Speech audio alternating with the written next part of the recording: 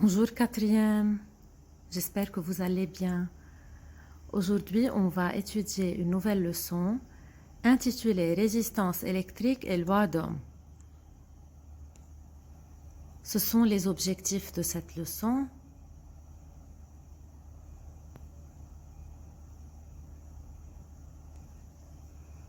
Nous avons déjà vu au laboratoire les conducteurs ohmiques et on a dit qu'un conducteur ohmique est un dipôle qui transforme l'énergie électrique qu'il reçoit en énergie thermique.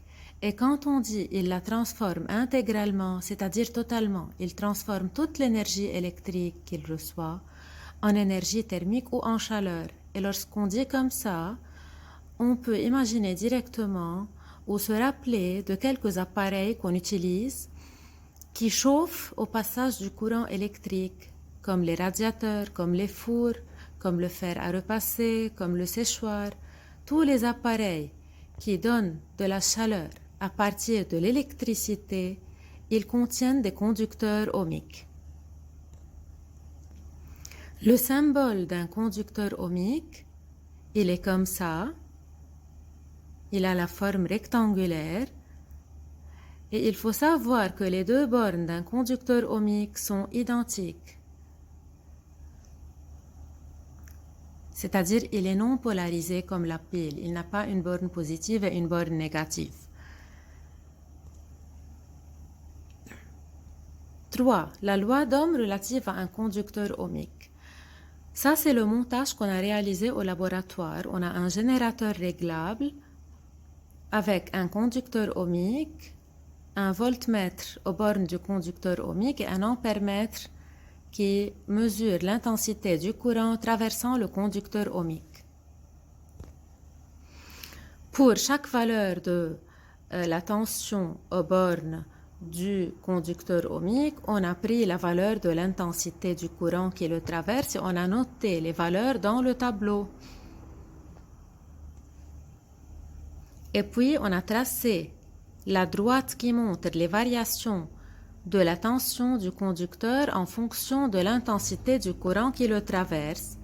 Et on a dit qu'elle s'appelle la caractéristique intensité-tension d'un conducteur ohmique, c'est-à-dire c'est la même chose, ou bien graphe montrant les variations de U en fonction de I, ou bien caractéristique intensité-tension.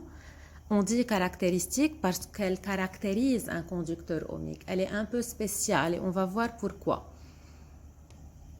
Alors, on a commencé à marquer les points.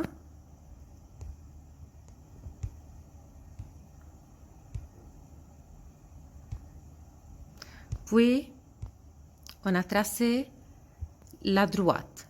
Bien, on peut observer alors que c'est une droite. Ce n'est pas une courbe, c'est une droite. Cette droite, elle est croissante, c'est-à-dire elle augmente. Cette droite aussi, elle passe par O, qui est l'origine des axes. Donc, elle est un peu spéciale puisqu'elle est une droite, premièrement, ce n'est pas une courbe. Elle est croissante et elle passe par l'origine des axes. C'est pour cette raison qu'on l'appelle caractéristique intensité-tension d'un conducteur ohmique. C'est parce qu'elle caractérise le conducteur ohmique. Elle est spéciale au conducteur ohmique. C'est-à-dire d'autres dipôles, si on prend les variations de la tension en fonction de l'intensité, on va peut-être pas obtenir la même allure, la même forme du graphe. Alors, on a dit l'allure du graphe, c'est une droite croissante qui passe par l'origine des axes. Et maintenant, on va pour chaque valeur de U et de I, pour chaque couple intensité-tension, on va faire le rapport U sur I. On va calculer le rapport U sur I. 0,5 sur 0,01, on obtient 50. 1 sur 0,02, on va obtenir aussi 50. 2 sur 0,04, aussi c'est 50. Et 3 sur 0,06, on va obtenir 50. Alors, qu'est-ce qu'on remarque? On remarque que le rapport U sur I, quand on fait la division de U par I, toujours on va obtenir la même valeur, qui est ici 50. Et toujours, c'est une constante. On dit que c'est une constante. On remarque aussi que lorsque la valeur de la tension augmente, la valeur de l'intensité augmente.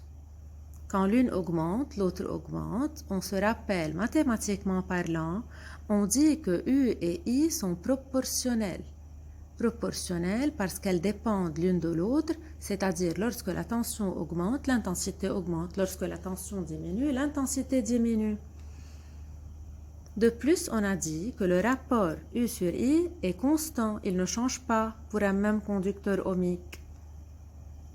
Alors, on peut dire que cette valeur qu'on a obtenue qui est 50, elle s'appelle la résistance d'un conducteur ohmique et on va voir pourquoi on l'appelle une résistance, pourquoi on l'a nommée résistance et pas autre chose.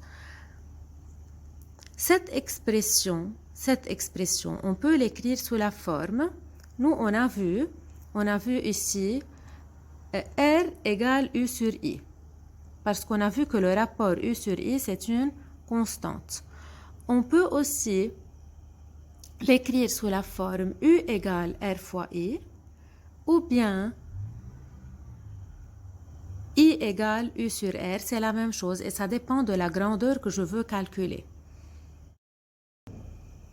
Et maintenant, si je veux énoncer la loi d'Ohm, énoncer, c'est-à-dire dire la loi, dire ce que j'ai appris, ou bien traduire cette formule U égale R fois I ou R égale U sur I par une phrase.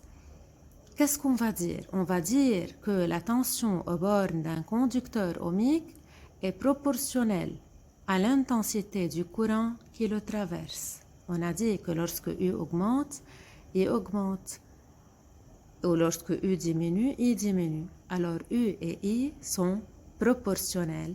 Ça, c'est l'énoncé de la loi de M. Ohm qui a pu établir la relation entre la tension aux bornes d'un conducteur ohmique et l'intensité du courant qui le traverse.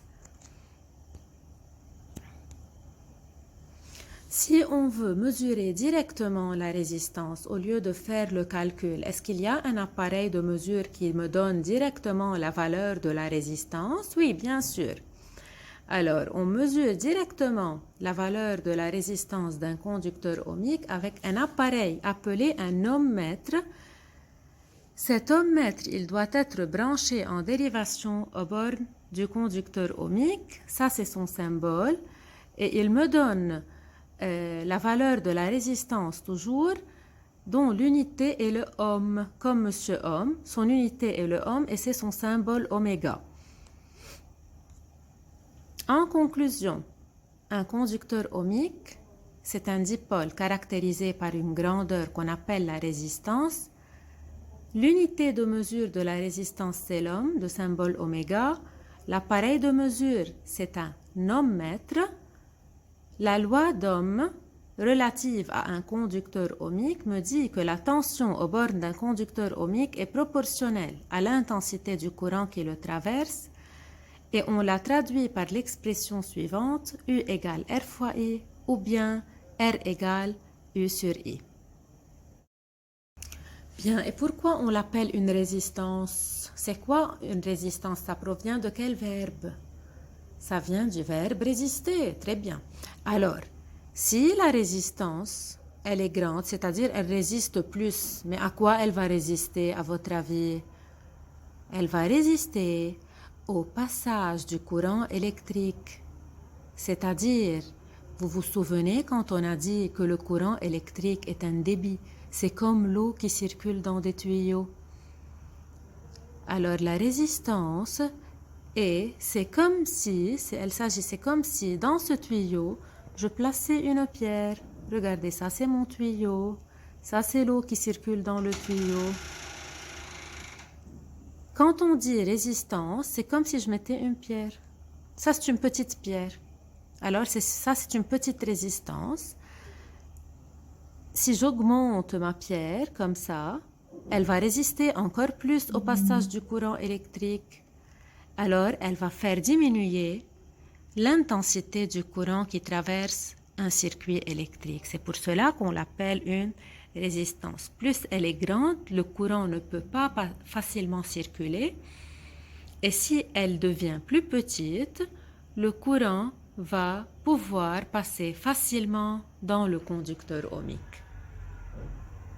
Pour aujourd'hui, je vous remercie et je vous dis bon courage et à la prochaine.